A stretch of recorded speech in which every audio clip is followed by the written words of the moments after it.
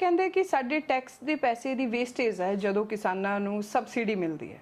ਜਿਹੜੇ ਉਦਯੋਗਪਤੀਆਂ ਦੀ ਉਦੋਂ ਜਿਹੜੀ ਇਨਕਮ ਸੀਗੀ ਉਹ 100 ਰੁਪਇਆ ਸੀਗੀ, ਅੱਜ ਉਹ 1000 ਗੁਣਾ ਵੱਧ ਗਈ ਹੈ ਜੀ। ਕਿਸਾਨ ਨੂੰ ਨਾ ਕੋਈ ਬਿਜਲੀ ਮਾਫੀ ਚਾਹੀਦੀ ਹੈ, ਕਿਸਾਨ ਨੂੰ ਨਾ ਕੋਈ ਕਰਜ਼ਾ ਮਾਫੀ ਚਾਹੀਦੀ ਹੈ, ਕਿਸਾਨ ਨੂੰ ਮਾਫ ਕੁਝ ਨਹੀਂ ਚਾਹੀਦਾਗਾ। ਕਿਸਾਨ ਕਰਜ਼ੇ ਵੀ ਆਪਣੇ ਆਪ ਆਪੇ ਤਾਰ ਦੂਗਾ, ਬਿਜਲੀ ਦੇ ਬਿੱਲ ਵੀ ਆਪੇ ਭਰ ਦੂਗਾ, ਪਰ ਕਿਸਾਨ ਨੂੰ ਇਸ ਅੰਕੜੇ ਨਾਲ ਮਿਲਾਉਣ ਜੇ ਉਹ ਲੋਕ 150 ਗੁਣਾ ਵੱਧ ਗਏ ਤਾਂ ਕੀ ਗੱਲ ਕਿਸਾਨ ਦਾ ਜੀ ਨਹੀਂ ਕਰਦਾ ਕਦੀ ਵਧਣ ਨੂੰ? ਕਹਿੰਦੇ ਵੀ ਕਿਸਾਨ ਦੀਆਂ ਵੱਡੀਆਂ ਕੋਠੀਆਂ, ਉਹ ਇੰਨੇ ਬੰਗਲੇ ਪਾਉਂਦਾ ਹੈ, ਉਹ ਸ਼ਾਦੀਆਂ ਤੇ ਖਰਚੇ ਕਰਦਾ ਹੈ ਕਿਸਾਨ। ਪਿੰਡਾਂ ਦੇ ਅੰਦਰ ਜਾ ਕੇ ਦੇਖੋ, ਹਜ਼ਾਰਾਂ ਕੋਠੇ, ਹਜ਼ਾਰਾਂ ਛੱਤੇ ਜਿਹੀਆਂ ਨੇ ਜਿਹੜੀਆਂ ਉਹਨਾਂ ਨੂੰ ਇਹ ਲੱਗਦਾ ਵੀ ਯਾਰ ਰਾਤ ਨੂੰ ਕਿਤੇ ਡਿੱਗਣਾ ਪੈਣ ਪ੍ਰਮਾਤਮਾ, ਇਹ ਵੀ ਸੁੱਖੀ ਸੰਦੀ ਰਾਤ ਟੱਪ। ਉਧਰੋਂ ਤਾਂ ਬੂਹੇ ਤੇ ਬਰਾਤ ਆਈ ਖੜੀ ਹੁੰਦੀ ਹੈ, ਉਧਰੋਂ ਜਿਹੜਾ ਕੁੜੀ ਦਾ ਪਿਓ ਹੈ ਉਹ 10,000 ਰੁਪਏ ਦਾ ਜਾਂ 20,000 ਰੁਪਏ ਦਾ ਇੰਤਜ਼ਾਮ ਕਰਦਾ ਫਿਰਦਾ ਹੁੰਦਾ ਹੈ। ਕਿਸਾਨ ਦਾ ਬੇਟਾ ਕੈਨੇਡੀਅਨ ਔਰ ਅਮਰੀਕਨ ਕਿਉਂ ਬਣੀ ਜਾ ਰਿਹਾ? ਸਾਡੀ ਜਿਹੜੀ ਸਰਕਾਰ ਹੈ ਉਹ ਇੱਥੇ ਜਿਹੜੇ ਰੁਜ਼ਗਾਰ ਦੇ ਸਾਧਨ ਆ ਉਹ ਪੈਦਾ ਨਹੀਂ ਕਰ ਸਕੇਗੀ, ਇਸ ਕਰਕੇ ਉਹ ਬੱਚੇ ਜਿਹੜੇ ਸਰਕਾਰ ਤਾਂ ਰੋਜ਼ਗਾਰ ਮੇਲੇ ਲਾ ਰਹੀ ਹੈ, ਲੋਕਾਂ ਨੂੰ ਜੌਬ ਦੇ ਰਹੀ ਹੈ, ਵੰਡ ਰਹੀ ਹੈ। ਮੁੜ ਕੇ ਉੱਥੇ ਰੋਜ਼ਗਾਰ ਮੇਲਾ ਲਾਉਂਦੇ ਨੇ ਕਿਸੇ ਕਾਲਜ ਜੀ, ਉਹਦੇ ਤੇ ਲੱਖਾਂ ਰੁਪਈਆ ਬਰਬਾਦ ਕਰਦੇ ਨੇ। ਉਸ ਤੋਂ ਬਾਅਦ ਚ ਕਹਿ ਦਿੰਦੇ ਨੇ ਵੀ ਅਸੀਂ ਤੁਹਾਨੂੰ ਜੀ ਇੰਨੇ ਹਜ਼ਾਰ ਨੌਕਰੀ ਦੇਤੀ। ਕਾਹਦੀ ਦੇਤੀ? ਕੋਈ ਫਲਾਨਿਆਂ ਦੇ ਮੁੰਡੇ ਨੂੰ ਢਾਬੇ ਤੇ ਵੇਟਰ ਲਵਾਤਾ ਸੀ 8,000 ਚ, ਤੇ ਹੁਣ ਕਹਿੰਦੇ ਨੂੰ 5,000 ਚ ਡਰਾਈਵਰ ਲਵਾਤਾ ਸੀ। ਆਹ ਨੌਕਰੀਆਂ ਜੀ। ਜਿਹਨੇ 6,000 ਰੁਪਏ ਦਾ ਲੋਨ ਲੈਣਾ, ਚਾਹੇ ਉਹਨੇ ਬੱਕਰੀ ਤੇ ਲੋਨ ਲੈਣਾ ਹੋਵੇ, ਉਹਨੂੰ ਤਾਂ ਲੋਨ ਮਿਲੂਗਾ ਮਤਲਬ ਕਿ 15% ਤੇ 18% ਤੇ। ਇਹਨਾਂ ਨੂੰ ਵਿਆਜ ਦੀਆਂ ਦਰਾਂ ਵੀ ਘੱਟ ਹੈ। ਆਪਣੇ ਕੋਲ ਪੰਜਾਬ ਐਗਰੀਕਲਚਰ ਯੂਨੀਵਰਸਿਟੀ, ਆਪਾਂ ਇਹਦਾ ਸਹਾਰਾ ਲੈ ਕੇ ਪੰਜਾਬ ਦੀ ਕਿਸਾਨੀ ਬਹੁਤ ਅੱਛੇ ਢੰਗ ਨਾਲ ਅੱਗੇ ਜਾ ਸਕਦੀ ਹੈ। ਜੇ ਮੈਂ ਗੱਲ ਕਰਾਂ ਪਿਛਲੀ ਜੀ 2005 ਤੋਂ ਲੈ ਕੇ ਤੇ 2015 ਤੱਕ 42 ਲੱਖ ਕਰੋੜ ਰੁਪਏ ਦਾ ਰਾਹਤ ਪੈਕੇਜ ਇੰਡਸਟਰੀਆਂ ਨੂੰ ਦਿੱਤਾ ਗਿਆ ਜੀ। ਕਿਸਾਨੀ ਨੂੰ ਪਿੱਛੇ ਛੱਡ ਕੇ ਕੱਲੀ ਇੰਡਸਟਰੀ ਨੂੰ ਪ੍ਰਮੋਟ ਕਰਕੇ ਭਾਰਤ ਸੁਪਰ ਪਾਵਰ ਬਣ ਸਕਦਾ ਹੈ। ਹੁਣ ਸੁਪਰ ਇੰਡੀਆ ਦੀ ਤੁਸੀਂ ਸੁਣ ਲਓ ਜੀ। ਹੁਣ ਮੋਦੀ ਜੀ ਕਹਿੰਦੇ ਵੀ ਮੈਂ ਡਿਜੀਟਲ ਇੰਡੀਆ ਬਣਾਤਾ ਜੀ। ਇੱਕੇ ਚੈਨਲ ਤੇ, ਉਸੇ ਚੈਨਲ ਤੇ ਪਹਿਲਾਂ ਕਹਿੰਦੇ ਸਰਕਾਰੀ ਐਡ ਆਉਂਦੀ ਹੈ ਵੀ ਮੋਦੀ ਜੀ ਕਹਿੰਦੇ ਵੀ ਡਿਜੀਟਲ ਇੰਡੀਆ ਬਣ ਗਿਆ, ਪਰ ਉਸੇ ਚੈਨਲ ਤੇ 15 ਹੀ ਸਕਿੰਟਾਂ ਬਾਅਦ ਅਮਿਤਾਭ ਬੱਚਨ ਐਡ ਕਰੀ ਜਾਂਦਾ ਵੀ ਗਰਮੇ ਸ਼ੌਚਾਲਿਆ ਬਣਾਏ। ਦੂਜੇ ਪਾਸੇ ਕਹਿ ਦੇਣਗੇ ਅਸੀਂ 80% ਲੋਕਾਂ ਨੂੰ ਫੂਡ ਸਿਕਿਉਰਿਟੀ ਬਿੱਲ ਚ ਲੈ ਜਾਂਦਾ, ਮਤਲਬ ਕਿ ਆਟਾ ਦਾਲ ਸਕੀਮ ਚ ਲੈ ਜਾਂਦਾ। ਤਾਂ ਇਹ ਅੰਕੜਾ ਇਹ ਸਿੱਧ ਕਰਦਾ ਵੀ ਦੇਸ਼ ਗਰੀਬ ਹੋ ਰਿਹਾ ਹੈ, ਨਾ ਕਿ ਇਹ ਅੰਕੜਾ ਸਿੱਧ ਕਰਦਾ ਵੀ ਦੇਸ਼ ਅਮੀਰ ਹੋ ਰਿਹਾ। ਹੁਣ ਮੋਦੀ ਜੀ ਤਾਂ ਕਹਿੰਦੇ ਮੈਂ ਚਾਹ ਬਣਾਉਂਦਾ ਰਿਹਾ ਯਾਰ ਤੇ ਤੁਸੀਂ ਪਕੌੜੇ ਬਣਾਉਣ ਲੱਗ ਪਓ। ਹੁਣ ਸਾਰੇ ਲੋਕ ਪਕੌੜੇ ਥੋੜ੍ਹੋ ਬਣਾਉਣ ਲੱਗ ਜਾਣਗੇ ਜੀ, ਤੇ ਜਾਂ ਉਵੇਂ ਕਹਿ ਦੇਣ ਵੀ ਸਾਰੇ ਲੋਕ ਪੈਂਚਰਾਂ ਦੀਆਂ ਦੁਕਾਨਾਂ ਖੋਲ ਲੈਣ ਜੀ। ਹੁਣ ਪਿੰਡ 'ਚ ਸਾਰੇ ਲੋਕ ਪੈਂਚਰ ਥੋੜ੍ਹੋ ਲਾਉਣ ਲੱਗ ਜਾਣਗੇ ਜੀ। ਅੱਜ ਕੱਲ੍ਹ ਤਾਂ ਟਾਇਰ ਹੀ ਟਿਊਬਲੈਸ ਆ ਗਏ, ਉਹਨਾਂ ਦਾ ਕੰਮ ਵੀ ਘੱਟ ਚੱਲਦਾ ਹੋਣਾ। ਜਿਹੜੇ ਸ਼ਹਿਰੀ ਲੋਕ ਆ, ਖਾਸ ਤੌਰ ਤੇ ਟੈਕਸ ਪੇਅਰਸ ਹੈ, ਉਹ ਕਹਿੰਦੇ ਕਿ ਸਾਡੇ ਟੈਕਸ ਦੇ ਪੈਸੇ ਦੀ ਵੇਸਟੇਜ ਹੈ ਜਦੋਂ ਕਿਸਾਨਾਂ ਨੂੰ ਸਬਸਿਡੀ ਮਿਲਦੀ ਹੈ। ਉਹਨਾਂ ਨੂੰ ਬਿਜਲੀ ਮੁਫਤ ਨਹੀਂ ਦੇਣੀ ਚਾਹੀਦੀ, ਉਹਨਾਂ ਦੀ ਸਬਸਿਡੀ ਕੈਂਸਲ ਹੋਣੀ ਚਾਹੀਦੀ ਹੈ, ਕਿਉਂਕਿ ਅਸੀਂ ਬਹੁਤ ਮਿਹਨਤ ਨਾਲ ਕੰਮ ਕਰਕੇ ਟੈਕਸ ਭਰਦੇ ਹਾਂ ਔਰ ਆਪਾਂ ਕਿਸਾਨਾਂ ਨੂੰ ਫ੍ਰੀ ਦੇਈ ਜਾਂਦੇ ਹਾਂ। ਇਹ ਗੱਲ ਕਿੰਨੀ ਸਹੀ ਹੈ, ਕਿੰਨੀ ਗਲਤ ਹੈ, ਕੀ ਹੋਣਾ ਚਾਹੀਦਾ? 19 ਆਜ਼ਾਦੀ ਤੋਂ ਬਾਅਦ ਜੀ 1971 ਤੱਕ ਜੀ ਮੈਂ ਉਹਨਾਂ ਲੋਕਾਂ ਦੀ ਜਿਹੜੇ ਮੇਰਾ ਕੁਐਸਚਨ ਆਨਸਰ ਲੰਬਾ ਹੈ ਥੋੜਾ ਜਿਹਾ, ਹੁਣ ਉਹ ਠਰਮਾ ਰੱਖਣ ਉਹ ਲੋਕ ਸੁਣਨ ਵਾਲੇ ਜਿਹੜੇ ਲੋਕ ਇਹ ਕਹਿੰਦੇ ਆ ਨਾ ਵੀ ਕਿਸਾਨਾਂ ਨੂੰ ਜਿਹੜੀ ਸਬਸਿਡੀ ਦਿੱਤੀ ਜਾਂਦੀ ਹੈ, ਉਹ ਲੋਕ ਮੇਰੀ ਇਹ ਗੱਲ ਸੁਣਨ ਲਈ ਥੋੜਾ ਠਰਮਾ ਰੱਖਣ। ਮੈਂ ਉਹਨਾਂ ਨੂੰ ਐਕਸਪਲੇਨ ਕਰ ਦਿੰਦਾ। 7ਵਾਂ ਪੇ ਕਮਿਸ਼ਨ ਲਾਗੂ ਹੋ ਗਈ ਦੇਸ਼ ਦੇ ਵਿੱਚ 1971 ਤੋਂ ਲੈ ਕੇ 10 ਸਾਲਾਂ ਬਾਅਦ, ਜਦੋਂ ਇਹ 1971 ਚ ਜਿਹਦੀ 60 ਰੁਪਏ ਸੈਲਰੀ ਸੀਗੀ ਇੱਕ ਪੀਐਨ ਦੀ, ਅੱਜ ਉਹਦੀ ਜਿਹੜੀ ਸੈਲਰੀ ਹੈ ਉਹ 30,000 ਹੋ ਗਈ ਹੈ। ਜਿਹੜੇ ਟੀਚਰ ਦੀ ਤਨਖਾਹ ਉਦੋਂ 150 ਰੁਪਇਆ ਸੀਗੀ, ਅੱਜ ਉਹਦੀ ਤਨਖਾਹ 65,000 ਰੁਪਈਆ ਹੋ ਗਈ ਹੈ। ਜਿਹੜੇ ਉਦਯੋਗਪਤੀਆਂ ਦੀ ਉਦੋਂ ਜਿਹੜੀ ਇਨਕਮ ਸੀਗੀ ਉਹ 100 ਰੁਪਇਆ ਸੀਗੀ, ਅੱਜ ਉਹ 1000 ਗੁਣਾ ਵੱਧ ਗਈ ਹੈ ਜੀ। ਪਰ ਜਿਹੜਾ ਕਿਸਾਨ ਵਧਿਆ 1971 ਤੋਂ ਲੈ ਕੇ ਤੇ ਅੱਜ ਤੱਕ, ਇਹ ਹੁਣ ਸਾਲ ਤੁਸੀਂ ਆਪੇ ਜੋੜ ਲਿਓ ਵੀ ਕਿੰਨੇ ਬਣ ਗਏ। ਇਹਨਾਂ ਸਾਲਾਂ ਦੇ ਵਿੱਚ ਕਿਸਾਨ ਜਿਹੜਾ ਵਧਿਆ ਹੈ, ਕਿਸਾਨ ਵਧਿਆ ਸਿਰਫ 19 ਗੁਣਾ। ਜੇਕਰ ਕਿਸਾਨ ਨੂੰ ਮੈਂ ਕਹਿੰਦਾ ਕਿਸੇ ਸਬਸਿਡੀ ਦੀ ਲੋੜ ਨਹੀਂ ਗੀ, ਕਿਸਾਨ ਨੂੰ ਨਾ ਕੋਈ ਬਿਜਲੀ ਮਾਫੀ ਚਾਹੀਦੀ ਹੈ, ਕਿਸਾਨ ਨੂੰ ਨਾ ਕੋਈ ਕਰਜ਼ਾ ਮਾਫੀ ਚਾਹੀਦੀ ਹੈ, ਕਿਸਾਨ ਨੂੰ ਮਾਫ ਕੁਝ ਨਹੀਂ ਚਾਹੀਦਾਗਾ। ਕਿਸਾਨ ਕਰਜ਼ੇ ਵੀ ਆਪਣੇ ਆਪ ਆਪੇ ਤਾਰ ਦੂਗਾ, ਬਿਜਲੀ ਦੇ ਬਿੱਲ ਵੀ ਆਪੇ ਭਰ ਦੂਗਾ, ਪਰ ਕਿਸਾਨ ਨੂੰ ਇਸ ਅੰਕੜੇ ਨਾਲ ਮਿਲਾਉਣ ਜੇ ਦੂਜੇ ਲੋਕ 30 ਤੋਂ ਲੈ ਕੇ 300 ਗੁਣਾ ਵੱਧ ਗਏ ਹੈ, ਜੇ ਦੂਜੇ ਲੋਕ 1 ਤੋਂ ਲੈ ਕੇ 1000 ਗੁਣਾ ਵੱਧ ਗਈਆਂ, ਉਹਨਾਂ ਦੀਆਂ ਸੈਲਰੀਆਂ ਵੱਧ ਗਈਆਂ ਨੇ। ਜਿੱਦਾਂ ਹੁਣ ਜਨਵਰੀ ਦੇ ਵਿੱਚ ਇੱਕ ਆਇਆ ਜਿਹਨੂੰ ਆਪਾਂ ਕਹਿ ਦਿੰਦੇ ਹਾਂ ਡੀਏ ਆਇਆ ਜੀ, ਉਹ ਜਿਹੜਾ ਹੈਗਾ ਵੱਧ ਗਿਆ ਆਪਣਾ 11% ਜੀ। ਠੀਕ ਹੈ ਜੀ, 11% ਉਹ ਵੱਧ ਗਿਆ ਜੀ। ਤੇ ਉਹ ਮਿਲਾ ਕੇ ਜੀ ਮਹਿੰਗਾਈ ਭੱਤਾ ਵਗੈਰਾ ਮਿਲਾ ਕੇ ਉਹ 20% ਬਣ ਜਾਂਦਾ ਜੀ। ਮਹਿੰਗਾਈ ਭੱਤਾ ਡੀਏ ਇਹ ਮਿਲਾ ਕੇ ਜਿਹੜਾ ਹੈਗਾ 20% ਬਣ ਗਿਆ ਜੀ। ਜਦੋਂ ਸਰਕਾਰ ਨੇ ਇਹ ਜਨਵਰੀ ਚ ਆਉਂਦਾ ਜੀ ਇੱਕ ਵਾਰੀ, ਉਦੋਂ ਬਾਅਦ ਜੁਲਾਈ ਚ ਆਉਂਦਾ। ਜਦੋਂ ਸਰਕਾਰ ਨੇ ਇਹ ਮੰਨ ਲਿਆ ਵੀ ਜਿਹੜੀ ਹੈਗੀ ਮਹਿੰਗਾਈ ਵੱਧ ਰਹੀ ਹੈ ਤੇ ਜਿਹੜਾ ਹੈਗਾ ਕਿਸਾਨ ਲਈ ਮਹਿੰਗਾਈ ਕਿੱਥੇ ਗਈ ਹੈ ਜੀ? ਕਿਸਾਨ ਨੂੰ ਕਿਉਂ ਨਹੀਂ ਉਹਨਾਂ ਚੀਜ਼ਾਂ ਦੇ ਬਰਾਬਰ ਕਰਦੇ ਜੀ? ਜੇ ਉਹ ਲੋਕ 150 ਗੁਣਾ ਵੱਧ ਗਏ ਤਾਂ ਕੀ ਗੱਲ ਕਿਸਾਨ ਦਾ ਜੀ ਨਹੀਂ ਕਰਦਾ ਕਦੇ ਵਧਣ ਨੂੰ? ਜਾਂ ਤਾਂ ਹੁਣ ਇਹ ਕਰਨ ਜੀ ਜਿਹੜੇ ਲੋਕ ਇਹ ਕਹਿੰਦੇ ਵੀ ਕਿਸਾਨ ਨੂੰ ਸਬਸਿਡੀ ਨਹੀਂ ਮਿਲਣੀ ਚਾਹੀਦੀ ਜੀ, ਜਾਂ ਤਾਂ ਉਹ ਲੋਕ ਵੀ ਜਿਹੜੀਆਂ ਉਹਨਾਂ ਦੀ ਇਨਕਮ ਜਿਹੜੀ ਵਧੀ ਹੈ, ਜਿਨ੍ਹਾਂ ਲੋਕਾਂ ਦੀ ਵਧੀ ਹੈ, ਉਹ ਬੈਕ ਕਰਕੇ 19 ਗੁਣਾ ਕਰ ਦੇਣ ਜੀ, ਜਾਂ ਕਿਸਾਨ ਨੂੰ ਉਹਨਾਂ ਦੇ ਬਰਾਬਰ ਕਰ ਦੇਣ ਜੀ। ਜੇ ਤਾਂ ਕਿਸਾਨ ਨੂੰ ਉਹਨਾਂ ਦੇ ਬਰਾਬਰ ਕਰਦੇ ਆ, ਉਹ ਇਸ ਗੱਲ ਦਾ ਰੌਲਾ ਪਾਉਣ ਨਾ, ਉਹ ਇਸ ਗੱਲ ਦੀ ਆਵਾਜ਼ ਉਠਾਉਣ ਵੀ ਕਿਸਾਨ ਨੂੰ ਜਿਹੜੀ ਹੈਗੀ ਹੈ, ਜਿਹੜੇ ਤਹਿਸੀਲਦਾਰ ਨੇ, ਜਿਹੜੇ SDM ਨੇ, ਉਹ DC ਨੇ ਕਹਿ ਦੇਣ ਵੀ ਸਾਡੀਆਂ ਇੰਨੀਆਂ ਨੇ ਤਨਖਾਹਾਂ ਨੇ, ਜਿਹੜੇ ਟੀਚਰ ਨੇ ਉਹ ਕਹਿਣ ਵੀ ਸਾਨੂੰ ਇੰਨੇ ਗੁਣਾ ਵਧਾਤਾ, ਉਦਯੋਗਪਤੀ ਰੌਲਾ ਪਾਉਣ, ਅਡਾਨੀ ਬਾਨੀ ਰੌਲਾ ਪਾਉਣ ਇਸ ਗੱਲ ਤੇ ਵੀ ਕਿਸਾਨ ਨੂੰ ਕਿਉਂ ਨਹੀਂ ਵਧਾਉਂਦੇਗੇ? ਫਿਰ ਤਾਂ ਸਬਸਿਡੀ ਕਿਸਾਨ ਨੂੰ ਨਾ ਦੇਣ ਜੀ। ਇਸ ਕਰਕੇ ਕੱਲਾ ਇੱਕ ਨਜ਼ਰ ਨਾਲ ਨਾ ਦੇਖੋ ਜੀ। ਜਦੋਂ ਆਪਾਂ ਕਿਸੇ ਵੀ ਪਰਸਨ ਨੂੰ ਇੱਕ ਨਜ਼ਰ ਨਾਲ ਦੇਖਦੇ ਹਾਂ, ਤੁਸੀਂ ਤਾਂ ਹੁਣ ਕੱਲਾ ਸਵਾਲ ਕਰਤਾ ਮੈਨੂੰ ਵੀ ਸ਼ਹਿਰੀ ਲੋਕ ਕਹਿੰਦੇ ਬਿਜਲੀ, ਕਿਸਾਨ ਤੇ ਕੁਐਸਚਨਿੰਗ ਤਾਂ ਇਹ ਵੀ ਹੁੰਦੀ ਹੈ, ਕਹਿੰਦੇ ਵੀ ਕਿਸਾਨ ਦੀਆਂ ਵੱਡੀਆਂ ਕੋਠੀਆਂ, ਉਹ ਇੰਨੇ ਬੰਗਲੇ ਪਾਉਂਦਾ ਹੈ, ਉਹ ਸ਼ਾਦੀਆਂ ਤੇ ਖਰਚੇ ਕਰਦਾ ਹੈ ਕਿਸਾਨ।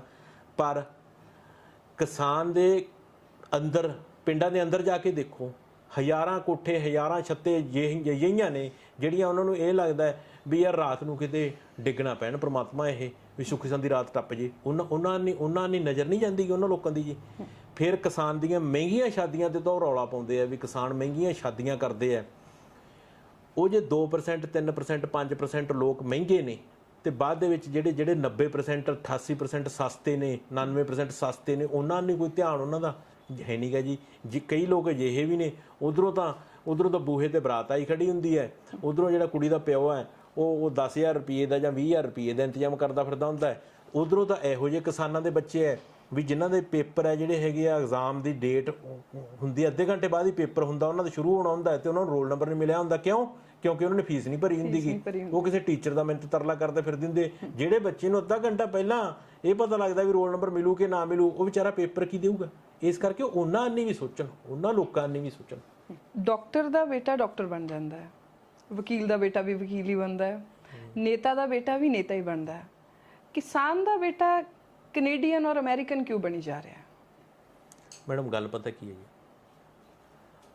ਜਿਹੜਾ ਡਾਕਟਰ ਨੂੰ ਵੀ ਪਤਾ ਹੈ ਵੀ ਮੇਰੀ ਜਿਹੜੀ ਇਨਕਮ ਹੈ ਉਹ ਵਧੀਆ ਹੋ ਰਹੀ ਹੈ, ਮਾਸਟਰ ਨੂੰ ਵੀ ਪਤਾ ਹੈ, ਨੇਤਾ ਨੂੰ ਵੀ ਪਤਾ ਹੈ ਵੀ ਬਹੁਤ ਡਿਵੈਲਪਮੈਂਟ ਹੋ ਰਹੀ ਹੈ, ਪਰ ਕਿਸਾਨ ਦਾ ਚੁੱਲ੍ਹਾ ਵੀ ਤਪ ਰਿਹਾ ਜੀ, ਉਹਦੇ ਨੀਚੇ ਅੱਗ ਵੀ ਜਲ ਰਹੀ ਹੈ, ਉਹਦੇ ਉੱਪਰ ਰੋਟੀ ਵੀ ਬਣ ਰਹੀ ਹੈ।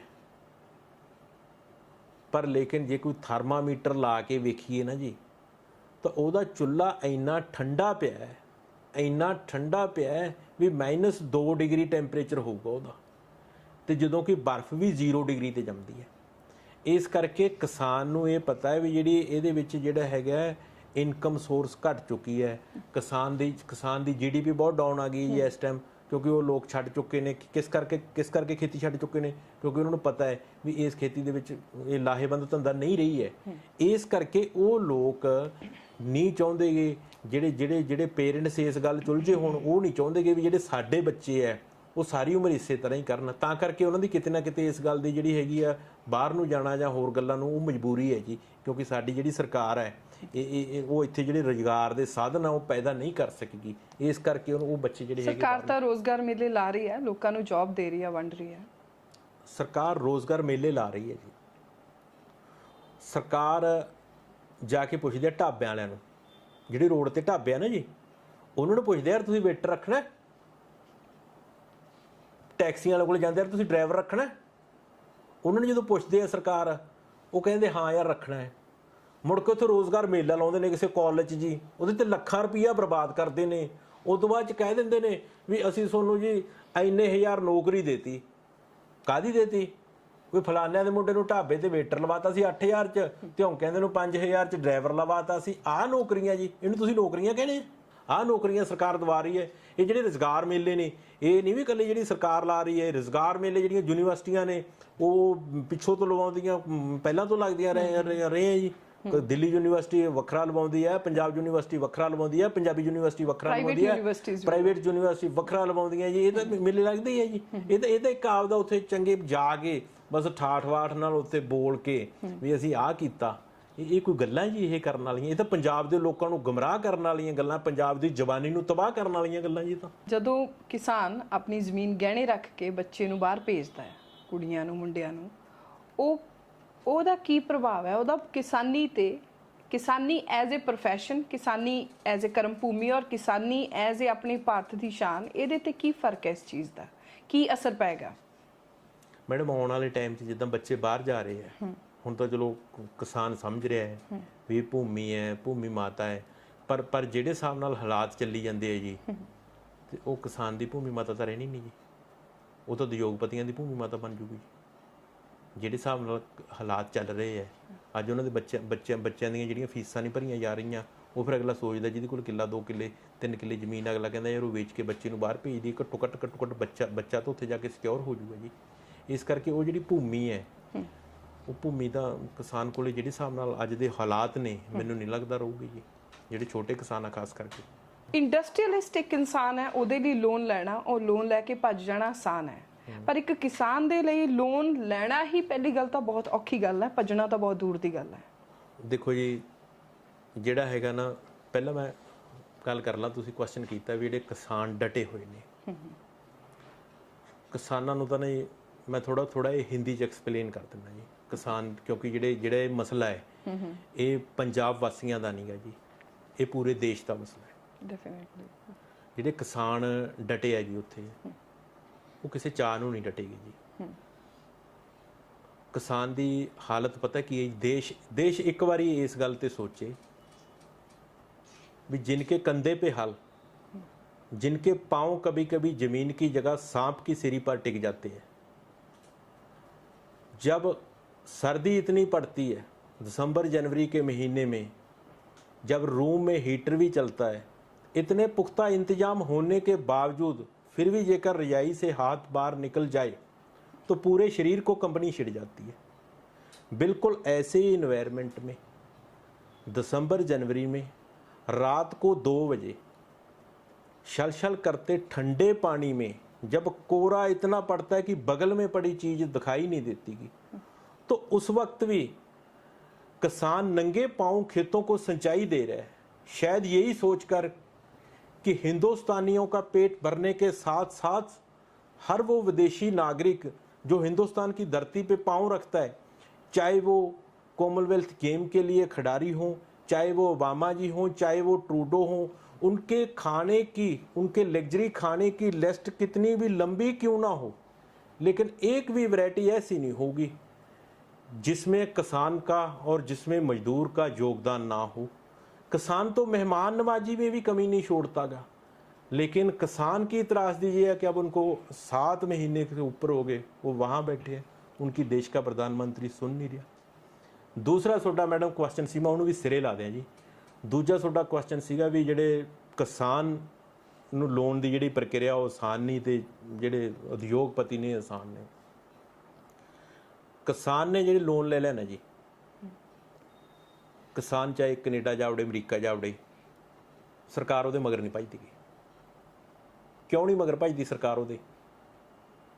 ਵਿਜੇ ਮਾਲੀਆ, ਨੀਰਜ ਮੋਦੀ ਲੋਨ ਲੈ ਗਏ ਜੀ, ਉਹਨਾਂ ਦੇ ਸਰਕਾਰ ਕੈਨੇਡਾ ਚ, ਅਮਰੀਕਾ, ਜਿੱਥੇ ਵੀ ਉਹ ਹੈਗੇ ਨੇ, ਜਿਹੜੀ ਕੰਟਰੀਜ਼ ਨੇ, ਚਲੋ ਆਈ ਡੋਂਟ ਨੋ, ਜਿੱਥੇ ਵੀ ਨੇ ਉਹ ਸਰਕਾਰ ਉਹਨਾਂ ਦੇ ਮਗਰ ਭੱਜ ਰਹੀ ਹੈ। ਸਰਕਾਰ ਉਹਨਾਂ ਦੇ ਉਲਟਾ ਪੈਸਾ ਖਰਚ ਕਰ ਰਹੀ ਹੈ ਵੀ ਉਹਨਾਂ ਨੂੰ ਫੜਿਆ ਜਾਵੇ। ਇਹਦੇ ਕਾਰਨ ਕੀ ਹੈ? ਇਹਦਾ ਕਾਰਨ ਇਹ ਹੈ ਜੀ, ਜਿਹੜੀ ਕਿਸਾਨ ਪਿੱਛੇ ਕਿਉਂ ਨਹੀਂ ਭੱਜਦੀ? ਕਿਉਂਕਿ ਕਿਸਾਨ ਦੀ ਜਿਹੜੀ ਤੁਸੀਂ ਪਿੱਛੇ ਗੱਲ ਕੀਤੀ ਸੀ, ਭੂਮੀ ਮਾਂ, ਜਿਹੜੀ ਕਿਸਾਨ ਦੀ ਭੂਮੀ ਮਾਂ ਹੈ, ਉਹ ਜੇ ਬੈਂਕ ਤੋਂ ਉਹਨੇ 3 ਲੱਖ ਦਾ ਲੋਨ ਲਿਆ ਤਾਂ 7 ਲੱਖ ਦੀ ਅਟੈਚ ਕੀਤੀ ਹੈ ਜੀ ਉਹਦੀ ਨਾਲ ਉਹਦੇ। ਉਹਨਾਂ ਨੇ ਕਿਸਾਨ ਤੋਂ ਕੀ ਲੈਣਾ? ਕਿਸਾਨ ਜਿੱਥੇ ਮਰਜ਼ੀ ਜਾਂਦਾ ਰਹੇ। ਉਹਨਾਂ ਨੇ ਕਿਸਾਨ ਦੀ ਜਿਹੜੀ ਜ਼ਮੀਨ ਹੈ ਉਹਨੂੰ ਸੇਲ ਡੀਡ ਤੇ ਲਾ ਦੇਣਗੇ ਜੀ, ਕਿਸਾਨ ਦੀ ਜ਼ਮੀਨ ਵੇਚ ਦੇਣਗੇ। ਤੇ ਜਿਹੜੇ ਰਹੇਗੇ ਵਿਜੇ ਮਾਲੀਆ ਦੀ ਗੱਲ ਜਾਂ ਨੀਰਜ ਮੋਦੀ ਦੀ, ਉਹਨਾਂ ਨੂੰ ਜਿਹੜੇ ਲੋਨ ਦਿੱਤੇ ਹੈ, ਉਹਨਾਂ ਦੀ ਜੇ ਜ਼ਮੀਨ ਪਲੱਜ ਕੀਤੀ ਹੁੰਦੀ, ਤੁਸੀਂ ਪ੍ਰੈਕਟੀਕਲ ਸੋਚੋ ਜੀ, ਜੇ ਉਹਨਾਂ ਦੀ ਜ਼ਮੀਨ ਪਲੱਜ ਕੀਤੀ ਹੁੰਦੀ ਤਾਂ ਉਹਨਾਂ ਨੂੰ ਉੱਥੇ ਉਹਨਾਂ ਦੇ ਮਗਰ ਭੱਜਣ ਦੀ ਕੀ ਲੋੜ ਸੀ ਜੀ ਸਰਕਾਰ ਨੂੰ? ਸਰਕਾਰ ਫਿਰ ਉਹਨਾਂ ਦੀ ਜਿਹੜੀ ਜ਼ਮੀਨ ਸੀ ਇੱਥੇ ਉਹਨਾਂ ਦੇ ਹੋਟਲ ਸੀ ਜਾਂ ਜੋ ਵੀ ਸੀਗਾ ਉਹ ਸਿਸਟਮ ਨੂੰ ਅਟੈਚ ਕਰਕੇ ਸਰਕਾਰ ਉਹਨੂੰ ਸੇਲ ਕਰ ਦਿੰਦੀ, ਸਰਕਾਰ ਦੇ ਪੈਸੇ ਰਿਕਵਰ ਹੋ ਜਾਂਦੇ। ਸਰਕਾਰ ਨੂੰ ਤਾਂ ਸਕਮਾ ਜੇ ਉਹਨਾਂ ਤੋਂ 50 ਲੱਖ ਲੈਣਾ ਸੀ ਤਾਂ ਕਰੋੜ ਰੁਪਏ ਦੀ ਜ਼ਮੀਨ ਕਰ ਦਿੰਦੀ। ਸਰਕਾਰ ਤਾਂ ਹੁਣ ਇਸ ਗੱਲ ਕਰਕੇ ਭੱਜੀ ਫਿਰਦੀ ਹੈ ਸਰਕਾਰ। ਹੁਣ ਮਤਲਬ ਕਿ ਜਿਹੜੀ ਹੈਗੀ ਹੈ ਇਹ ਕਿਤੇ ਨਾ ਕਿਤੇ RBI ਦੀ ਜਾਂ ਇਹ ਸਾਰੀਆਂ ਗਲਤੀਆਂ ਨੇ ਨਾ, ਹੁਣ ਭੱਜੇ ਫਿਰਦੇ ਆ ਉਹ ਵੀ ਯਾਰ ਇਹਨਾਂ ਦੀ ਕਿੱਥੇ ਜ਼ਮੀਨ ਮਿਲਦੀ ਹੈ, ਕਿੱਥੋਂ ਅਸੀਂ ਅਟੈਚ ਕਰੀਏ। ਇਹ ਫਰਕ ਹੈ ਮੈਡਮ। ਫਿਰ ਜੇ ਉਹਨਾਂ ਨੂੰ ਜਿਹੜਾ ਲੋਨ ਮਿਲਦਾ ਹੈ, ਜਿਹਨੇ 6000 ਰੁਪਏ ਦਾ ਲੋਨ ਲੈਣਾ, ਚਾਹੇ ਉਹਨੇ ਬੱਕਰੀ ਤੇ ਲੋਨ ਲੈਣਾ ਹੋਵੇ, ਉਹਨੂੰ ਤਾਂ ਲੋਨ ਮਿਲੂਗਾ ਮਤਲਬ ਕਿ 15% ਤੇ 18% ਤੇ। ਇਹਨਾਂ ਨੂੰ ਵਿਆਜ ਦੀਆਂ ਦਰਾਂ ਵੀ ਘੱਟ ਹੈ। ਤੁਸੀਂ ਅੰਕੜਾ ਕੱਢ ਕੇ ਦੇਖ ਲਿਓ ਜੀ। ਸੋ ਇਸ ਕਰਕੇ ਇਹ ਪ੍ਰਕਿਰਿਆ 'ਚ ਮਤਲਬ ਕਿ ਨੀਅਤ ਸਾਫ਼ ਨਹੀਂ ਜੀ। ਬਸ ਆਪਣੇ ਪੰਜਾਬ ਦੀ ਖੇਤੀ ਨੂੰ ਅਗਰ ਆਪਾਂ ਦੇਖੀਏ ਤਾਂ ਵਿਗਿਆਨਿਕ ਖੇਤੀਬਾੜੀ ਨਹੀਂ ਨਜ਼ਰ ਆਉਂਦੀ। ਆਪਣੇ ਕੋਲ ਪੰਜਾਬ ਐਗਰੀਕਲਚਰ ਯੂਨੀਵਰਸਿਟੀ ਹੈ। ਇਹ ਸਵਾਲ ਮੈਂ ਤਾਂ ਕਰ ਰਹੀ ਹਾਂ ਬਿਕੋਜ਼ ਕ੍ਰੌਪ ਡਾਈਵਰਸਿਫਿਕੇਸ਼ਨ, ਤਰ੍ਹਾਂ ਦੀਆਂ ਸਾਨੂੰ ਫਸਲਾਂ ਲਗਾਉਣ ਦੀ ਜ਼ਰੂਰਤ ਹੈ। ਪੰਜਾਬ ਦੇ ਪਾਣੀ ਦਾ ਪੱਧਰ ਬਹੁਤ ਨੀਚੇ ਜਾ ਰਿਹਾ ਹੈ। ਇਹ ਕ੍ਰੌਪ ਡਾਈਵਰਸਿਫਿਕੇਸ਼ਨ ਨਹੀਂ ਹੈ। ਆਪਣੇ ਕੋਲ ਪੰਜਾਬ ਐਗਰੀਕਲਚਰ ਯੂਨੀਵਰਸਿਟੀ, ਆਪਾਂ ਇਹਦਾ ਸਹਾਰਾ ਲੈ ਕੇ ਪੰਜਾਬ ਦੀ ਕਿਸਾਨੀ ਬਹੁਤ ਅੱਛੇ ਢੰਗ ਨਾਲ ਅੱਗੇ ਜਾ ਸਕਦੀ ਹੈ। What do you think grass root level ਤੇ ਇਹ ਚੀਜ਼ ਇੰਪਲੀਮੈਂਟ ਕਿਉਂ ਨਹੀਂ ਹੋ ਰਹੀ ਹੈ? ਹੁਣ ਜਿਹੜੀਆਂ ਯੂਨੀਵਰਸਿਟੀਆਂ ਦੀ ਗੱਲ ਸੁਣ ਲਓ, ਜਿਹੜਾ ਹੈਗਾ ਮੇਰੇ ਖਿਆਲ ਹਰਿਆਣਾ ਯੂਨੀਵਰਸਿਟੀ ਦੇ ਬੀਜ ਪ੍ਰਮਾਣਿਤ ਹੈ, ਬਾਸਪਤੀ ਜਿਹਨੂੰ ਬੋਲਦੇ ਆ, ਲੇਕਿਨ ਉਹਦਾ ਰੇਟ ਤੈਅ ਨਹੀਂ, ਕੋਈ MSP ਤੈਅ ਨਹੀਂ ਉਹਦੀ। ਜਿਹੜੀ ਗੱਲ ਕੀਤੀ ਡਾਈਵਰਸਿਫਿਕੇਸ਼ਨ ਦੀ, ਉਹਦੇ 'ਚ ਜੀ ਉਹਨਾਂ ਨੇ ਉੱਤੋਂ ਇੱਕ ਚਿੱਠੀ ਕੱਢ ਦਿੰਦੇ ਨੇ ਵੀ ਆਹ ਚੀਜ਼ ਤੁਸੀਂ ਬੀਜ ਸਕਦੇ ਆ। ਪ੍ਰੋਬਲਮ ਕਿੱਥੇ ਆਉਂਦੀ ਹੈ? ਪ੍ਰੋਬਲਮ ਆਉਂਦੀ ਜੋ ਤੁਸੀਂ ਪ੍ਰੈਕਟੀਕਲ ਕਰਦੇ ਆ, ਉੱਥੇ ਆਉਂਦੀ ਹੈ। ਹੁਣ ਜਿੱਦਾਂ ਮੈਂ ਆਜ਼ਾਦੀ ਤੋਂ ਪਹਿਲਾਂ ਦੀ ਇੱਕ ਗੱਲ ਕਰਨ ਲੱਗਿਆ ਜੀ, ਜਿਹੜਾ ਹੈਗਾ ਅੰਗਰੇਜ਼ ਗੌਰਮੈਂਟ ਨੇ ਇੰਡੀਆ ਦੇ ਵਿੱਚ ਸੋਚਿਆ,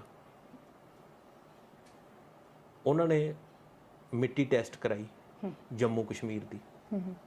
ਉਹਨਾਂ ਨੇ ਜੰਮੂ ਕਸ਼ਮੀਰ ਦੇ ਵਿੱਚ ਲੋਕਾਂ ਨੂੰ ਕਿਹਾ ਵੀ ਤੁਸੀਂ ਇੱਥੇ ਜਿਹੜੇ ਹੈਗੇ ਐਪਲ ਲਾਓ, ਤੁਸੀਂ ਅਖਰੋਟ ਲਾਓ, ਤੁਸੀਂ ਬਦਾਮ ਬੀਜੋ। ਉਹ ਅੱਜ ਵੀ ਉਹਨਾਂ ਦਾ ਮਾਡਲ ਤਿਆਰ ਕੀਤਾ, ਅੰਗਰੇਜ਼ਾਂ ਦਾ ਮਾਡਲ ਤਿਆਰ ਕੀਤਾ, ਅੱਜ ਵੀ ਵਰਤਿਆ ਜਾ ਰਿਹਾ ਹੈ। ਰਹੀ ਗੱਲ ਜਿਹੜੀ ਇਹ ਐਗਰੀਕਲਚਰ ਯੂਨੀਵਰਸਿਟੀਆਂ ਦੀ, ਇਹਨਾਂ ਦਾ ਕੋਈ ਧਿਆਨ ਨਹੀਂ ਗਾ। ਇਹਨਾਂ ਦਾ ਤਾਂ ਐਗਰੀਕਲਚਰ ਯੂਨੀਵਰਸਿਟੀਆਂ ਦਾ ਤਾਂ ਜਿਹੜੇ ਆਮ ਬੰਦੇ ਨੇ, ਪਿੰਡਾਂ ਦੇ ਵਿੱਚ ਆਮ ਬੰਦੇ ਨੇ, ਉਹਨਾਂ ਕੋਲੇ ਆਮ ਕਿਸਾਨ ਨੇ, ਉਹਨਾਂ ਕੋਲੇ ਇਹਨਾਂ ਤੋਂ ਵੱਧ ਟੈਕਨੀਕ ਹੈ, ਉਹ ਇਹਨਾਂ ਤੋਂ ਸਿੱਖ ਕੇ ਜਾਂਦੇ ਹੈ। ਜਿਹੜੀ ਚੀਜ਼ ਯੂਨੀਵਰਸਿਟੀ ਕੋਲੇ ਆਉਂਦੀ ਹੈ ਜੀ, ਯੂਨੀਵਰਸਿਟੀ ਕੋਲੇ 2 ਸਾਲ ਮਗਰੋਂ ਆਉਂਦੀ ਹੈ, ਕਿਸਾਨ ਉਹਨੂੰ 3 ਸਾਲ ਪਹਿਲਾਂ ਕਰ ਲੈਂਦਾ ਜੀ। ਸਾਲ ਕੁ ਫਿਰ ਵੀ ਉਹ ਸੋਚਣ ਤੇ ਲਾ ਦਿੰਦੇ ਵੀ ਯਾਰ ਸ਼ਾਇਦ ਇਹ ਕਰੀਏ ਕਿ ਨਾ ਕਰੀਏ, ਤਾਂ ਕਿਹਾ ਵੀ ਉਹਨਾਂ ਕੋਲੇ 2 ਸਾਲ ਮਗਰੋਂ ਜਾਂਦੀ ਹੈ ਤੇ ਕਿਸਾਨ ਉਹ ਮਤਲਬ ਕਿ ਪਹਿਲਾਂ ਕਰ ਲੈਂਦੇ ਆ। ਉਹਦੇ ਤੋਂ ਬਾਅਦ ਇਹ ਜਿਹੜਾ ਮਸਲਾ ਜੀ ਇਕੱਲੇ ਪੰਜਾਬ ਦਾ ਤਾਂ ਹੈ ਨਹੀਂ ਗਾ ਨਾ, ਇਹ ਪੂਰੇ ਦੇਸ਼ ਦਾ ਹੈ। ਸਰਕਾਰ ਨੂੰ ਚਾਹੀਦਾ, ਰਾਜਸਥਾਨ ਦੇ ਵਿੱਚ ਪ੍ਰਾਈਵੇਟ ਬੰਦਿਆਂ ਦੀ ਬਹੁਤ ਜ਼ਮੀਨ ਪਈ ਹੈ ਜੀ, ਸਰਕਾਰ ਉੱਥੇ ਸੋਲਰ ਸਿਸਟਮ ਲਾਵੇ ਜੀ। ਪ੍ਰਾਈਮ ਮਿਨਿਸਟਰ ਆਫ ਇੰਡੀਆ ਦੇ ਮਨ ਕੀ ਬਾਤ ਪ੍ਰੋਗਰਾਮ ਤੇ ਤੁਸੀਂ ਕੀ ਕਹੋਗੇ? ਮੋਦੀ ਜੀ ਦੀ ਜਿਹੜੀ ਮਨ ਕੀ ਬਾਤ ਹੈ ਜੀ, ਉਹ ਰੋਜ਼ ਲੋਕ ਸੁਣਦੇ ਨੇ ਜੀ, ਕਦੇ ਕੈਨੇਡਾ 'ਚ, ਕਦੇ ਅਮਰੀਕਾ 'ਚ, ਕਦੇ ਇੰਗਲੈਂਡ 'ਚ, ਕਦੇ ਬੰਗਾਲ 'ਚ, ਕਦੇ ਵੈਸਟ 'ਚ, ਕਦੇ ਈਸਟ 'ਚ, ਕਦੇ ਨਿਕ ਜੋਨਸ ਪ੍ਰਿੰਕਾ ਦੀ ਸ਼ਾਦੀ ਤੇ, ਕਦੇ ਅਡਾਨੀਆਂ ਬਾਨੀਆਂ ਦੇ ਬੱਚਿਆਂ ਦੀ ਵਧਾਈ ਤੇ ਜੀ, ਕਦੇ ਉਹ ਨੋਟਬੰਦੀ, ਕਦੇ ਬੂਹਾਬੰਦੀ, ਕਦੇ ਥਾਲੀ ਖੜਕਾਉਣ ਤੇ। ਰੋਜ਼ਾਨਾ ਲੋਕ ਉਹਨਾਂ ਨੂੰ ਇਕੱਲਾ ਸੁਣਦੇ ਨਹੀਂ ਗੇ, ਦੇਖਦੇ ਵੀ ਹੈ। ਮੋਦੀ ਨੂੰ ਜਦੋਂ 12 ਵੱਜ ਜਾਂਦੇ ਜੀ ਰਾਤ ਦੇ, ਉਦੋਂ ਹਰ ਬੰਦਾ ਯਾਦ ਕਰਦਾ ਹੈ ਰਾਤ ਨੂੰ ਵੀ ਯਾਰ ਜਦੋਂ ਅਗਲੇ ਦਿਨ ਡੀਜ਼ਲ ਪਵਾਉਣ ਜਾਵਾਂਗੇ ਸਵੇਰੇ, ਉਹ 1 ਰੁਪਏ 36 ਪੈਸੇ ਹੋਰ ਵਧਿਆ ਹੋਊਗਾ। ਜਿਹੜੇ ਜਦੋਂ ਲੋਕ ਸਿਲੰਡਰ ਲੈਣ ਜਾਂਦੇ ਨੇ ਜੀ, ਉਦੋਂ ਵੀ ਮੋਦੀ ਜੀ ਦੀ ਮਨ ਕੀ ਬਾਤ ਨੂੰ ਯਾਦ ਕਰਦੇ ਆ ਜੀ। ਮੋਦੀ ਜੀ ਇੰਨੀ ਸਪੀਡ ਨਾਲ ਤੁਸੀਂ ਦੇਖੋ ਕੰਮ ਕਰ ਰਹੇ ਆ ਜੀ। ਮੈਂ ਕਹਿ ਰਿਹਾ ਮੋਦੀ ਜੀ ਨੂੰ ਤਾਂ ਮੋਦੀ ਜੀ ਤਾਂ ਬਹੁਤ ਵਧੀਆ ਸਪੀਡ ਨਾਲ ਕੰਮ ਕਰ ਰਹੇ ਜੀ। ਤੁਸੀਂ ਹੁਣ ਦੇਖੋ ਵੀ ਜਿਹੜਾ ਆਜ਼ਾਦੀ ਤੋਂ ਬਾਅਦ 70 ਸਾਲਾਂ 'ਚ ਉਨੀ ਰਫ਼ਤਾਰ ਨਾਲ ਜਿਹੜਾ ਡੀਜ਼ਲ ਤੇ ਪੈਟਰੋਲ ਨਹੀਂ ਵਧਿਆ ਗਿਆ, ਜਿਹੜਾ 2-3 ਸਾਲਾਂ 'ਚ ਮੋਦੀ ਜੀ ਨੇ ਵਧਾਤਾ। ਮੋਦੀ ਜੀ ਕਹਿੰਦੇ ਮੈਂ 18 ਘੰਟੇ ਕੰਮ ਕਰਦਾ। ਲੋਕ ਕਹਿੰਦੇ ਆ ਤੁਸੀਂ 22 ਘੰਟੇ ਸੌਂ ਜਾਓ ਜੀ, ਤਾਂ ਸ਼ਾਇਦ ਦੇਸ਼ ਜ਼ਿਆਦਾ ਚੱਲੇ ਜੀ। ਮਤਲਬ ਕਿ ਮਨ ਕੀ ਬਾਤ ਲੋਕਾਂ ਦੀ, ਉਹਨਾਂ ਨੂੰ ਮਨ ਕੀ ਬਾਤ ਸੁਣਨੀ ਚਾਹੀਦੀ ਹੈ, ਨਾ ਕਿ ਆਪਦੀ ਮਨ ਦੀ ਗੱਲ ਉਹਨਾਂ ਨੂੰ ਸੁਣਾਉਣੀ ਚਾਹੀਦੀ ਹੈ। ਉਹਨੂੰ ਲੋਕਾਂ ਨਾਲ ਹੋ ਕੀ ਰਿਹਾ ਜੇ ਲੋਕ ਤਾਂ ਦੇਖ ਰਹੇ ਹੈ, ਲੋਕਾਂ ਦੀ ਮਨ ਦੀ ਬਾਤ ਉਹ ਸੁਣ ਨਹੀਂ ਰਿਹਾ ਗਾ। ਉਹ ਤਾਂ ਟੈਲੀਵਿਜ਼ਨ ਤੇ ਸੰਬੋਧਨ ਕਰ ਦਿੰਦੇ ਨੇ। ਉਹਦੇ ਤਾਂ ਜਿਹੜੇ ਐਂਕਰ ਨੇ ਉਹ ਵੀ ਅਕਸ਼ੇ ਕੁਮਾਰ ਵਰਗੇ ਹੁੰਦੇ ਆ ਜੀ। ਅੱਜ ਤੱਕ ਕਦੇ ਉਹਨੇ ਜਿੱਦਾਂ ਦਾ ਪ੍ਰਧਾਨ ਮੰਤਰੀ ਬਣੇ ਨੇ ਜੀ, ਉਹ ਮੋਦੀ ਜੀ ਨੇ ਕਦੇ ਪ੍ਰੈਸ ਕਾਨਫਰੰਸ ਕੀਤੀ ਹੈ ਜੀ? ਕਿਸੇ ਮੀਡੀਆ ਵਾਲੇ ਦੇ ਸਵਾਲ ਦਾ ਜਵਾਬ ਦਿੱਤਾ ਹੈ? ਕਿਤੇ ਕਿਤੇ ਉਹਨੇ ਪੁੱਛਿਆ ਵੀ ਯਾਰ ਤੁਹਾਡੇ ਮਨਾਂ ਦਾ ਕੀ ਹਾਲ ਹੈ? ਸਿਰਫ ਆਪਦੇ ਮਨਾਂ ਦੀ ਗੱਲ ਹੀ ਦੱਸੀ ਜਾਂਦੀ ਹੈ ਜੀ। ਉਹ 1,80,000 ਕਰੋੜ ਦਾ ਕੋਵਿਡ ਰਾਹਤ ਫੰਡ ਉਹਨਾਂ ਨੇ ਰਿਲੀਜ਼ ਕੀਤਾ ਹੈ। ਮੈਨੂੰ ਤੁਹਾਨੂੰ ਕੋਈ 1,80,000 ਕਰੋੜ ਦਾ ਮੋਦੀ ਜੀ ਨੇ ਜੀ ਕਰੋਨਾ ਰਾਹਤ ਫੰਡ ਰਿਲੀਜ਼ ਕਰਤਾ ਜੀ। ਤੁਹਾਨੂੰ ਕੋਈ ਰੇੜੀ ਵਾਲਾ ਮਿਲਿਆ? ਮੈਨੂੰ ਤਾਂ ਨਹੀਂ ਮਿਲਿਆ। ਵੈਸੇ ਜੇ ਕੋਈ ਸੋਨੂੰ ਮਿਲਿਆ ਹੋਵੇ ਮੈਡਮ, ਜਿਹੜਾ ਕਹਿੰਦਾ ਹੋਵੇ ਵੀ ਮੈਨੂੰ 10 ਰੁਪਈਆਂ ਦਾ ਲੋਨ ਆ ਗਿਆ, ਤੁਹਾਡੇ ਨਾਲ ਕੋਈ ਵੀਡੀਓ ਡਾਇਰੈਕਟਰ ਹੋਣਾ ਹੈ, ਕੋਈ ਤੁਹਾਡੇ ਦੁਕਾਨ ਵਾਲਾ ਲਿਆ ਜੀ ਹੋਣਾ, ਉਹਨੂੰ ਪੁੱਛ ਲਿਓ ਵੀ ਤੈਨੂੰ ਕੋਈ ਲੋਨ ਮਿਲਿਆ, ਤੈਨੂੰ ਕੋਈ 1 ਰੁਪਏ ਦਾ ਰਾਹਤ ਫੰਡ ਮਿਲਿਆ, ਤੈਨੂੰ ਕੋਈ 100 ਰੁਪਏ ਦਾ ਰਾਹਤ ਫੰਡ ਮਿਲਿਆ? ਬਿਲਕੁਲ ਨਹੀਂ ਮਿਲਿਆ। ਇਹਦੇ 'ਚ ਹੋਣਾ ਕੀ ਹੁੰਦਾ ਜੀ? ਹੁਣ ਉਹ ਦੱਸਦਾ ਮੈਂ ਤੁਹਾਨੂੰ। ਉਹਨਾਂ ਨੇ ਰਿਲੀਜ਼ ਕਰਤਾ, ਉਹਦਾ ਜਿਹੜਾ ਫਾਇਦਾ ਦੇਣਾ ਅਡਾਨੀਆਂ ਬਾਨੀਆਂ ਨੂੰ ਦੇਣਾ ਜੀ। ਉਹਨਾਂ ਨੂੰ ਮਤਲਬ ਕਿ ਟੈਕਸ ਦੇ ਰੂਪ 'ਚ ਛੋਟ ਦੇ ਦੇਣੀ ਹੈ ਜੀ। ਜੇ ਮੈਂ ਗੱਲ ਕਰਾਂ ਪਿਛਲੀ ਜੀ 2005 ਤੋਂ ਲੈ ਕੇ ਤੇ 2015 ਤੱਕ 42 ਲੱਖ ਕਰੋੜ ਰੁਪਏ ਦਾ ਰਾਹਤ ਪੈਕੇਜ ਇੰਡਸਟਰੀਆਂ ਨੂੰ ਦਿੱਤਾ ਗਿਆ ਜੀ। ਜਿਹਦੇ 'ਚੋਂ ਕੀ ਹੈ, ਜੇ ਮੈਂ ਦੋ ਦੀ ਐਗਜ਼ਾਮਪਲ ਦੇ ਦਿਆਂ ਜੀ, ਜਿਹੜੇ ਟਾਟਾ ਵਾਲੇ ਆ ਜੀ, ਉਹਨਾਂ ਦੀਆਂ ਫੈਕਟਰੀਆਂ ਮਤਲਬ ਕਿ ਜੇ ਪਹਿਲਾਂ 15 ਸੀਗੀਆਂ ਤੋਂ 25-30 ਹੋ ਗਈਆਂ ਜੀ, ਮਤਲਬ ਕਿ ਉਹਨਾਂ ਦੇ ਬਿਜ਼ਨਸ ਅਪ ਹੋ ਗਏ ਜੀ। ਤੇ ਜਿਹੜੇ ਹੈਗੇ ਆ ਰਿਲਾਇੰਸ ਵਾਲਿਆਂ ਦੇ ਅਪ ਹੋ ਗਏ ਜੀ ਬਿਜ਼ਨਸ। ਫਿਰ ਉਹਨਾਂ ਦੇ ਬਿਜ਼ਨਸ ਹੈ ਜਿਹੜੇ ਦੁੱਗਣੇ ਚੌਗਣੇ ਵੱਧ ਗਏ ਜੀ। ਫਿਰ ਉਹ ਮੰਦੀ ਕਿੱਥੇ ਰਹਿ ਗਈ ਜੀ? 2010 'ਚ ਨਾ ਉਹਨਾਂ ਨੂੰ ਮੰਦੀ ਦਾ ਰਾਹਤ ਪੈਕੇਜ ਦਿੱਤਾ ਗਿਆ ਸੀਗਾ। 2010 ਦੀ ਗੱਲ ਹੈ, 2005 ਤੋਂ ਲੈ ਕੇ ਤੇ 15 ਤੱਕ। ਪਰ ਉਹਨਾਂ ਦੀਆਂ ਜਿਹੜੇ ਕਾਰੋਬਾਰ ਹੈ ਉਹ ਵੱਧ ਗਏ ਤੇ ਫਿਰ ਉਹ ਮੰਦੀ ਕਿੱਥੇ ਰਹਿ ਗਈ? ਇਸੇ ਤਰ੍ਹਾਂ ਜਿਹੜਾ ਇਹ 180 ਕਰੋੜ ਰੁਪਈਆ ਜੀ, 180 ਕਰੋੜ ਰੁਪਈਆ ਉਹ ਕਿਸੇ ਨੂੰ ਕੋਈ ਰਾਹਤ ਨਹੀਂ ਮਿਲੀਗੀ। ਉਹਦਾ ਸਿਰਫ ਉਹਨਾਂ ਨੂੰ ਕਨਵਰਟ ਕਰਕੇ ਇੰਡਸਟਰੀਆਂ ਵਾਲੇ 'ਚ ਉਹਨਾਂ ਨੂੰ ਟੈਕਸਾਂ ਦੀ ਛੋਟ ਦੇ ਦੇਣੀ ਹੈ। ਮੋਦੀ ਤਾਂ ਕਹਿੰਦਾ ਜਿਹੜਾ 2000 ਰੁਪਈਆ ਕਿੱਲੇ ਦਾ ਪਾਉਂਦਾ ਸੀਗਾ ਜੀ, ਉਹਦਾ 437 ਕਰੋੜ ਰੁਪਈਆ ਪੰਜਾਬ ਦੇ ਕਿਸਾਨਾਂ ਨੂੰ ਉਹਦਾ ਵਾਪਸ ਕਰੋ। ਕਹਿੰਦਾ ਵੱਧ ਜਾਂਦਾ ਰਿਹਾ ਤੁਹਾਡੇ ਨਹੀਂ। ਹੁਣ 2000 ਨਾਲ ਕੀ ਹੋ ਜਾਊਗਾ ਜੀ? ਮੈਨੂੰ ਇਉਂ ਦੱਸ ਦਿਓ। 2000 ਰੁਪਈਆ ਕਿੱਲੇ ਦਾ ਜੇ ਉਹ 2.5 ਕੇ 3 ਕਿੱਲਿਆਂ ਤੱਕ ਮਿਲਣਾ ਹੈ, ਮੰਨ ਲਓ 6000 ਨਾਲ ਉਹਨੂੰ ਸਾਲਾਨਾ ਨਾਲ ਉਹਨੂੰ ਕੀ ਹੋ ਜਾਊਗਾ ਜੀ? ਕਿਸਾਨ ਨੂੰ ਅੱਜ ਕੋਈ 2000 ਦੀ ਵੈਲਿਊ ਹੈ ਜੀ? ਕੋਈ ਵੈਲਿਊ ਨਹੀਂ ਗੀ। ਮਤਲਬ ਕਿ ਉਹਦਾ 437 ਕਰੋੜ ਰੁਪਈਆ ਉਹਨਾਂ ਦਾ ਵਾਪਸ ਲੈਣ ਨੂੰ ਫਿਰਦਾ। ਤੁਸੀਂ ਕਹਿੰਦੇ ਜੀ ਉਹਨੇ 1,80,000 ਦਾ ਰਾਹਤ, ਉਹ ਤਾਂ ਸਿਰਫ ਅੰਕੜਿਆਂ 'ਚ ਹੈ ਜੀ, ਉਹ ਨਹੀਂਗਾ। ਕੀ ਤੁਹਾਨੂੰ ਲੱਗਦਾ ਹੈ ਕਿ ਕਿਸਾਨੀ ਨੂੰ ਪਿੱਛੇ ਛੱਡ ਕੇ ਕੱਲੀ ਇੰਡਸਟਰੀ ਨੂੰ ਪ੍ਰਮੋਟ ਕਰਕੇ ਭਾਰਤ ਸੁਪਰ ਪਾਵਰ ਬਣ ਸਕਦਾ ਹੈ? ਬਿਲਕੁਲ ਨਹੀਂ ਬਣ ਸਕਦਾ ਜੀ। ਹੁਣ ਉਹ ਤਾਂ ਇੱਕ ਨਾ ਜੀ ਅੰਕੜਾ ਦਿਖਾ ਰਹੇ ਆ। ਹੁਣ ਤੁਹਾਨੂੰ ਮੈਂ ਇੱਕ ਐਗਜ਼ਾਮਪਲ ਦੇ ਦਿੰਦਾ ਜੀ। ਹੁਣ ਪੰਜਾਬ ਦਾ ਇੱਕ ਹਿੱਸਾ ਹੈ ਮੋਹਾਲੀ, ਜਿੱਥੇ ਏਅਰਪੋਰਟ ਵੀ ਹੈ। ਪੰਜਾਬ ਦਾ ਹੀ ਇੱਕ ਹਿੱਸਾ ਹੈ ਫੈਜ਼ਲਕਾ ਜ਼ਿਲ੍ਹਾ, ਉਹਦੇ ਗਾঁव ਹੈ ਜੀ। ਉਹਦੇ ਪਿੰਡਾਂ ਦੇ ਵਿੱਚ ਤਾਂ ਉੱਥੇ ਏਅਰਪੋਰਟ ਬਣਿਆ, ਪਰ ਉਹਦੇ ਪਿੰਡਾਂ ਦੇ ਵਿੱਚ ਜਿਹੜਾ ਹੈਗਾ ਪੀਣ ਵਾਲਾ ਪਾਣੀ ਵੀ ਇੰਨਾ ਜ਼ਹਿਰੀਲਾ ਹੋ ਗਿਆ ਵੀ ਉਹ ਬੱਚਿਆਂ ਨੂੰ, ਉਹਨਾਂ ਨੂੰ ਅੰਦਰੰਗ, ਉਹਨਾਂ ਨੂੰ ਟੀਵੀ, ਉਹਨਾਂ ਨੂੰ ਬੜੀਆਂ ਬਿਮਾਰੀਆਂ ਜਿਹੜੀਆਂ ਹੈਗੀਆਂ ਪੈਦਾ ਪਾਣੀ ਤੋਂ ਹੀ ਹੋ ਗਈਆਂ, ਇਕੱਲੇ ਤੋਂ। ਹੈ ਦੋਨੇ ਚੀਜ਼ਾਂ ਪੰਜਾਬ ਦੇ ਹਿੱਸੇ, ਲੇਕਿਨ ਇਸ ਮਾਡਲ ਨੂੰ ਤੁਸੀਂ ਕਿੱਥੇ ਲੈ ਕੇ ਜਾਓਗੇ? ਕਿੱਥੇ ਤੁਸੀਂ ਇਹਨੂੰ ਇਹ ਕਹਿ ਸਕੋਗੇ? ਤੁਹਾਨੂੰ ਕੀ ਲੱਗਦਾ ਵੀ ਇਕੱਲੇ ਤੁਸੀਂ ਏਅਰਪੋਰਟ ਬਣਾਉਣ ਨਾਲ ਤੁਸੀਂ ਇੰਡੀਆ ਨੂੰ ਸੁਪਰ ਪਾਵਰ ਬਣਾ ਲਓਗੇ? ਤੁਹਾਨੂੰ ਕੀ ਲੱਗਦਾ ਹੈ ਵੀ ਤੁਸੀਂ ਇੱਕ ਥਾਂ ਇੱਕ ਸਟੇਸ਼ਨ ਦੇ ਉੱਪਰ ਹੀ ਮਤਲਬ ਕਿ ਹੋਟਲ ਬਣਾ ਕੇ ਤੇ ਤੁਸੀਂ ਕੀ ਇੰਡੀਆ ਨੂੰ ਸੁਪਰ ਪਾਵਰ ਬਣਾ ਲਓਗੇ?